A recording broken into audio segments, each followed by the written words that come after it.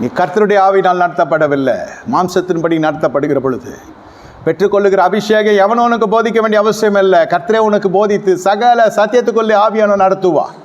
உங்களை அப்படியா நடத்தப்படுகிறீங்க? யோசித்து பாருங்க. இன்று அப்படியா நடத்தப்பட்டு கொண்டிருக்கிறீங்க? ஆவியானவரால் நடத்தப்படுகிற பொழுது வனாந்தரம் காணப்படுகிறது இயேசு கிறிஸ்துவுக்கு. இப்பொழுது ஆவியானவர் நடத்தப்படுகிற வனாந்தரத்துக்கும் சரீரத்துக்கு அசௌகரியம் உண்டாக்குறதுக்கும் அசௌகத்து வழி நடந்து போகிற பொழுது தேவனை மறுதளிக்கிறார்கள், தேவனுடைய அபிஷேகம் பண்ணப்பட்ட ஸ்தானத்தை மறுதளிக்கிறார்கள், தேவ திட்டத்தை மறுதளிக்கிறார்கள். அவர்களுக்கு எடுத்தோட்டை அரண்மனை தேவைப்படுகிறது, சிங்காசனம் தேவைப்படுகிறது, பதவி தேவைப்படுகிறது, அதிகாரம் தேவைப்படுகிறது, ஆளுகை சக்தி தேவைப்படுகிறது. இதற்கா அபிஷேகம் உன்னை கர்த்தர் வனாந்தரத்தில் வைத்ததன் நோக்கம் என்ன? தனிப்பட்ட விதத்தில் நீங்கள் ஜெயித்து காட்ட வேண்டும். ஆதாமை கிழக்கு ஏதேனில் வைத்ததன் நோக்கம் என்ன? அவன் தனிமைப்பட வேண்டும்.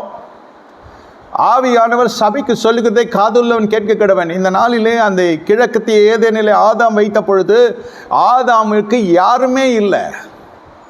உங்களை என்னை கர்த்தர் தனிமைப்படுத்துகிறார். ஆனால் நாம் என்ன செய்கிறோம்? அந்த தனிமையில் துணை தேடுகிறது. ஐயா அப்படியெல்லாம் இல்லை ஐயா, நான் தனியாக தான் இருக்கேன். மனம் யாரோடு வாழ்கிறது? உங்கள் மனதை எதனாலாம் யோசிக்கிறீங்க?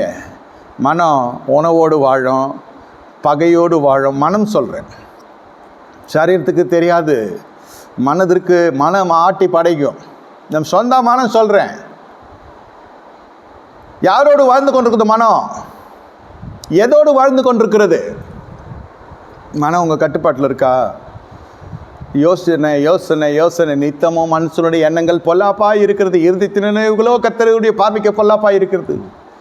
இந்த எண்ணங்களும் இந்த அலைகளையும் இந்த நினைவுகளையும் ஆள தெரியாதபடியினால்தான் லூசிஃபர் கீழே தள்ளப்பட்டான். நீங்கள் எவ்வளோ மேலே உயர்த்தப்பட்டாலும் சரி, பிசாசு ஏவுகிறான். விசுவாசிகளை இந்த மாதத்தில் உங்களை ஏவுதல் வரக்கூடிய நாட்களாகவும் இருக்கும். நீங்கள் தான் எச்சரிக்கையாருன்னு காரியத்தை பார்த்து கொள்ள வேண்டும். என்ன ஏவுதல் அது? சிங்காசனத்துக்கு நான் ஏறுவேன், இவ்வளோ தூரம் வந்துட்டோம், அடுத்த கட்டம் அடுத்த பதவி எனக்கு தான். இது தேவனுடைய பார்வைக்கு பொல்லாப்பாக காணப்படுகிறது. இந்த உயர்வு இல்லையா, இது தாழ்வு, இது சரிவு, கீழே தள்ளப்படுகிற அனுபவம். ஏன்? இது சிங்காசனம் எல்லாம் நம்முடைய கற்பனைக்கு உட்பட்ட காரியம் அல்ல. சிங்காசனம் தேவனுக்குரியது, கன மகிமை துதி தேவனுக்குரியது. அதை செலுத்துகிற பாக்கியத்தை கர்த்தர் கொடுத்தாரு. அதுவே பெரிய காரியம் ஐயா, அதுவே பெரிய காரியம்.